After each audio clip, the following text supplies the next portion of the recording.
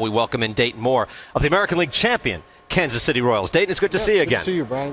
It must be a little different for you here. I know you got to get to work and there's things on the roster, but the feeling of accomplishment, even Ryan sees you up and he says, hey, congratulations, we saw you through the World Series, that great run.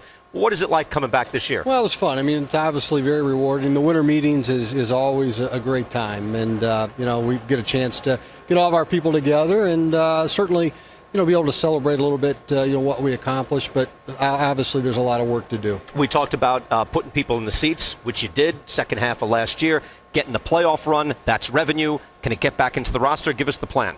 Well, I mean, obviously we do have a little more money to spend, but I'm not sure how far that's going to get us into free agency. I mean, we're never going to be a team that builds our team through free agency. It's always going to be predicated on, our farm system and graduating players to the major leagues, and we feel like we have some guys close, but we're going to look to probably make a trade or two, and but I look for us to maybe sign a free agent at some point.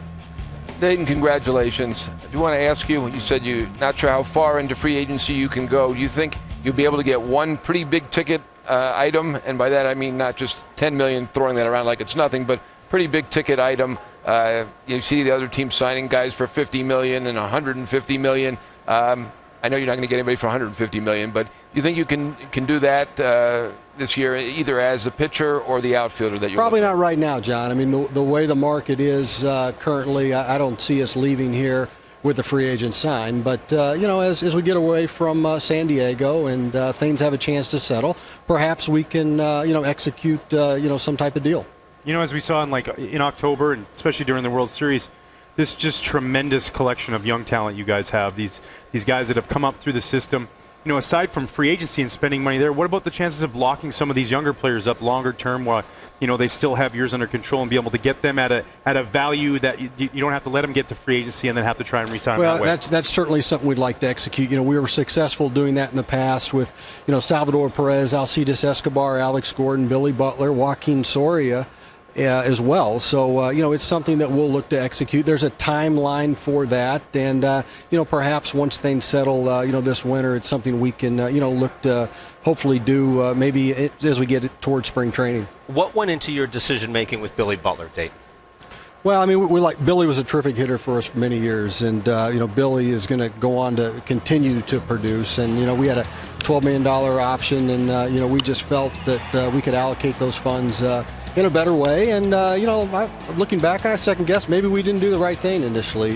Maybe we should have picked that up the way the market is. But it is what it is at this point in time. I wish Billy the very best. I know he's going to have continue to have a great career. I'm thinking that's a tough. I mean, even when we're doing the examination of it, I'm not saying it's an easy call. It's right on that line. How much internal did you do on that? Well, we talked a lot about it, and it's something that we began discussing actually, this time last year. And do we renegotiate with Billy? When we're faced, with that decision, what are we going to do? And obviously, you play the season out, and we had a few days to make that decision, and we just felt that again that our dollars would be better allocated to spread around, and that we need to get a starting pitcher. That's the primary goal, and we think that our hitters will continue to trend upward too. So.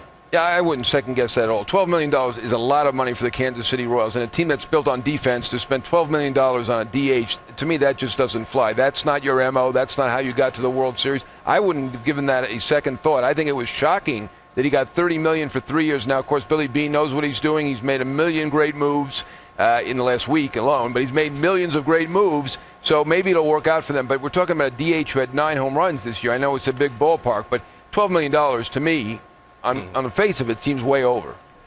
Well, Billy's a very good hitter, and he's a professional. He hits good pitchers. He's got a knack for getting on base, and so it's a decision that we were faced with, and we felt again that those dollars would be better use in other areas. Any contact with James Shields and his people?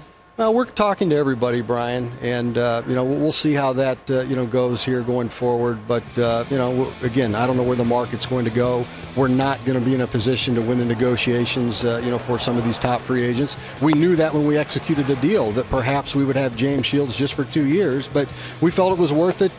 We didn't know we were going to even get in the playoffs, but we knew we'd win more games and have a better chance. So that's why we executed the deal when we did, and we're prepared to move on if that's the case. Can I ask you a big picture question? Sure. Let's say, hypothetically, say you have a great bullpen, right? Let's just say you happen to have a great bullpen, like a lot of clubs do, right. Some clubs that we know. Yeah. Do you keep building on that strength? Because you do have Luke Hochevar coming back, and he was really good for you 2 years ago. Or do you try to reallocate those assets? Because also the Braves and the Reds are also looking at that same sort of situation. It depends where you can allocate those resources. It depends what you can get in return. I mean, the players that are available to you is the only thing that you can obviously execute. And so we're going to keep our strengths. That's very important to us. One of the reasons we put a lot of resources into the bullpen because our money really wasn't going very far in the starting pitchers and impact bats on the free agent market. So truthfully, we had no choice. I mean, that's where we felt that we could make a difference and be strong and hopefully match up the last third of a baseball game. And that's what we've tried to do from day one, whether it was signing David Riskey several years ago. We tried to make sure that we could potentially win games late.